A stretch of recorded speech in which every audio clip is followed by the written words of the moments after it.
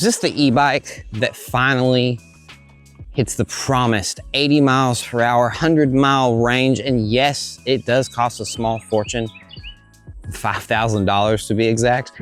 This is the eRide Pro 2.0, and today I'm going to be putting it through the ultimate test of just pure value. 2025, is this thing worth it?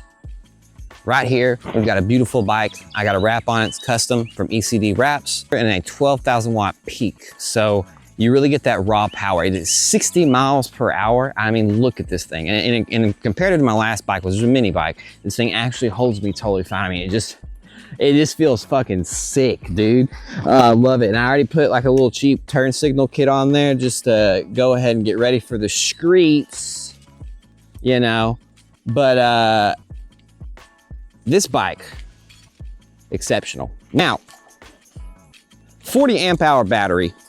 It says 2 hours from 20% to 90%. You obviously never want to run these bad boys down to 0%. That does damage the battery.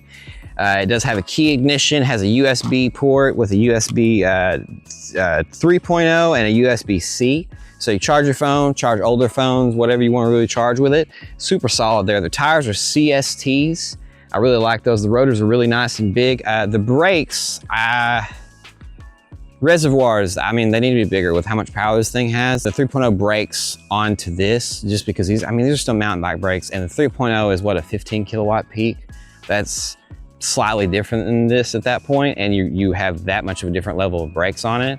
Now, I do know you can do plenty of upgrading with this, which is the reason why I actually bought this bike. I wanted to be able to upgrade it with things that existed without me having to modify too much on it. So I think the 2.0 is an excellent building platform for now. You know, we're going over performance.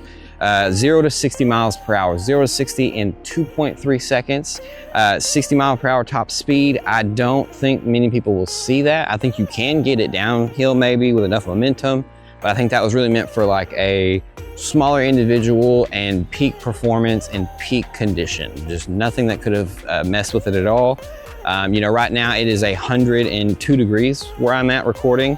And this thing, I have a feeling, you know, it's gonna get hot over time, especially as the way we ride them.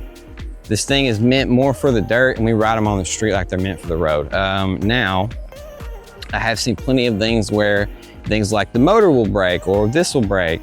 But in looking at the total of the stories, I don't see vast majority of people having actual issues. Now, I did get my bike immediately after the tariff change.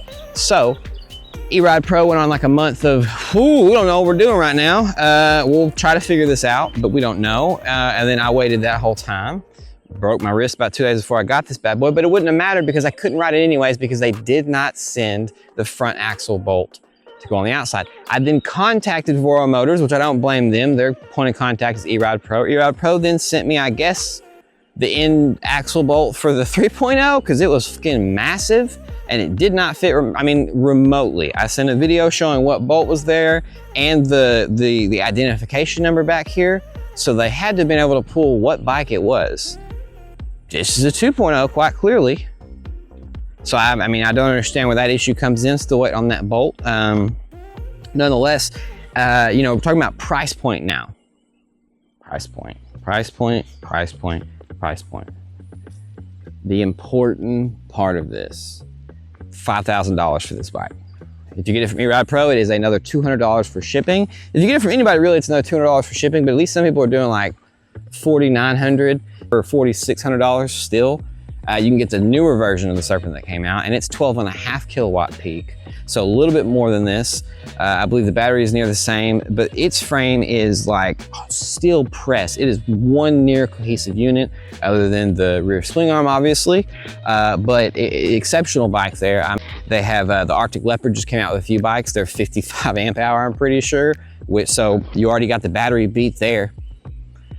You know, then we have things like the new Zero, the bikes. You know, Zero makes motorcycles already. They've made them for years. And if you really want to trust a brand to make a quality product that will last, you want a battery that will last, Zero has continuously, habitually shown that they are a trustworthy brand. I've seen many reviews of people buying used Zero motorcycles and riding them 5-6 years in, you know, 15, 30,000 miles on them, and the battery still gets near range-wise. I think the largest I saw was 98% of the full estimated range. You know, because that has regen braking, many other features, like the eRide Pro also has regen braking. You know, this bike is jam-packed with features that are still solid. If you're looking for a bike and you find a steal on an eRide Pro 2.0, Robin Hood the fuck out of that, dude. Bring that home to your house, ride it. But if you're looking for a brand new bike, you're gonna be paying $300 to $600 less than these superior bikes that are brand new, and some of them are made by brands that have been in the game for years. I'm pretty sure Surron has been in the game for over a decade at this point. So, I mean, it's not just a write-off thing. They went somewhere, met with a manufacturer, and they told them they start making a bike. Like a lot of these companies started out as, I mean, not to knock them, but that's how they started out. Zero's the exact opposite of that. So, I mean, if you're really going for something that's just super duper worth your money, I think you should go for the more expensive bikes. If you find a good solid deal on this, it's still an excellent bike. The power's plenty. I went from a 5,000 watt peak mini bike to getting a bike like this. I think 12 kilowatts is plenty. You know, but like I said, in terms of, is it worth $5,000? No, it's not, because you can spend a little bit more money right now and get a superior bike. Objectively, without, in my opinion, involved in it, just specs wise, this bike is not better than the new Arctic Leopard. It is not better than the new Zero XE and XB. It's just not. Both those bikes are different levels of performance as well, and they're lightweight. So they managed to like really balance that power battery to weight ratio excellently. And all the things I've seen people riding those bikes, they love them. Let me know down in the comments if you think the eRide Pro is still a bike worthy of your time and money in 2025. That was my opinion based on the things I have. I want to know what you're feeling. And if not the eRide 2.0, what are you looking at? What would you like to get? Let me know down there. It is hot as fuck out here and I don't want to die of heat stroke. This is Riley Rides e-bikes. This is the review of the eRide 2.0. Should you get it? Not if you're buying it brand new. That's the conclusion of the video. Check the link in the description for any one of my links to bike shops, including Electro Co. RTR, still an excellent bike. Get you some money off the code SPARK5. Also get you $50 off of Voro Motors with my code. Check the link.